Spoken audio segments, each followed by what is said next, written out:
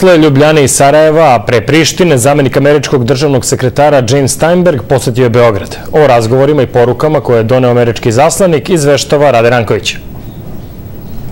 Prvi zamenik američkog državnog sekretara James Steinberg završio je danas dvodnevnu posetu Beogradu, tokom koje je srpskim vlastima preneo podršku Vašingtona evropskim težnjama Srbije i iskazao spremnost Bele kuće da sarađuje sa Beogradom na jačanju stabilnosti u regionu.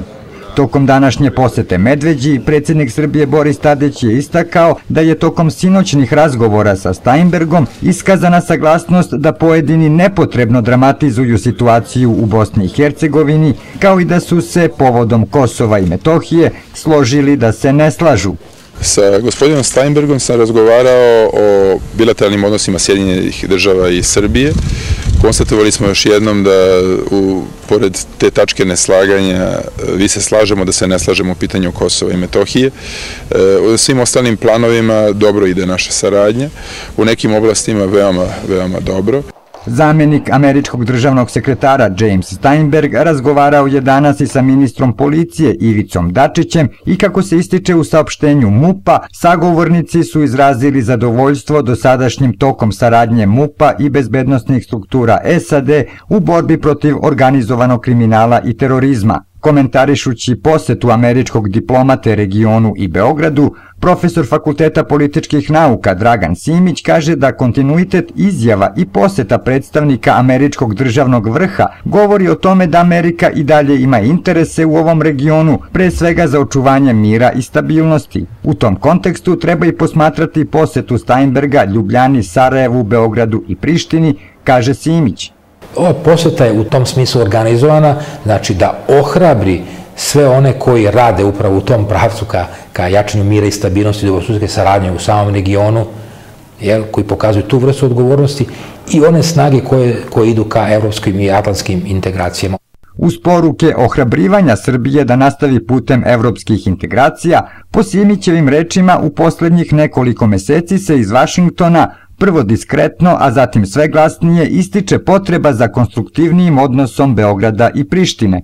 To su ona pitanja, ja bih to kazao, koje nameće upravo sam život. Znači, na koji način urediti odnose između Beograda i Prištine, a da se eliminišu svuda tamo gde je to moguće, a očigledno je moguće na mnogim poljima, olakša život građana na Kosovu i Metohiji, dole njih samih, pre svega srpske zajednice na Kosovu i Metohiji i razumije se građana Srbije. Tu je pre svega reč o prekograničnom prometu i saradnji, o saradnji u pitanjima bezbednosti. I to je jedna realna briga da se ostvare kontakti možda na jednom nižem nivou ili neformalni kontakti, da se de facto neka pitanja života rešavaju, a da ne čekaju neka druga vremena. Kada će verovatno njihovo rešenje biti znatno teže nego što je sada. Tokom današnje posete i razgovora sa studentima Fakulteta političkih nauka, Steinberg je, po Simićevim rečima, istakao da su SAD zainteresovane za položaj srpske manjine na Kosovu i zaštitu kulturnih spomenika i ukazao da se od predstavnika kosovskih vlasti očekuje da pokažu spremnost čak i za princip pozitivne diskriminacije u slučaju srpske manjine.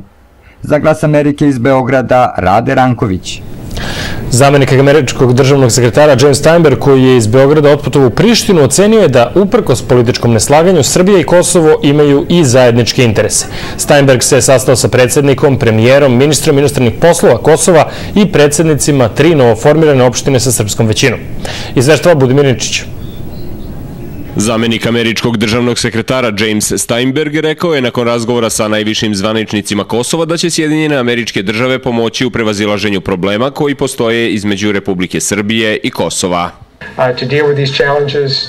Pokušat ćemo da pomognemo da prevaziđete poteškoće u odnosima koje postoje između vas i Republike Srbije, jer uprkos tim razlikama mi vrlo snažno podržavamo i Srbiju i njenu budućnost u zajednici evropskih zemalja.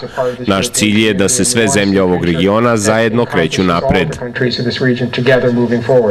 Predsednik i premijer Kosova Fatmir Sejdiu i Hašim Tači obavestili su zamenika američkog državnog sekretara o napretku koji je postignut na Kosovu. Kosova të shërbejë në funksion plot. Razgovarali smo o tome šta Kosovo može da učini kako bi ostvarilo punu integraciju svih njenih građana, a među njima jednog dela građana srpske nacionalnosti koji još uvek oklevaju da se integrišu kako bi svi oni aktivno učestvovali i bili deo velikih procesa kroz koje trenutno prolazimo.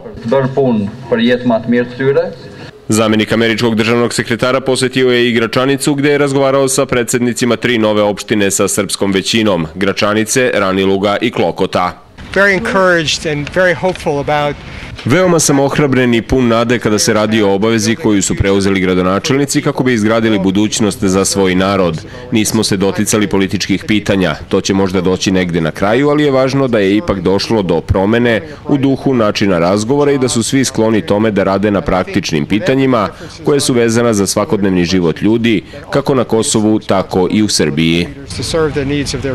Treba da se shvati da mi imamo podršku vlade Sjedinjenih Američkih Država i to nam je jasno istaknuto.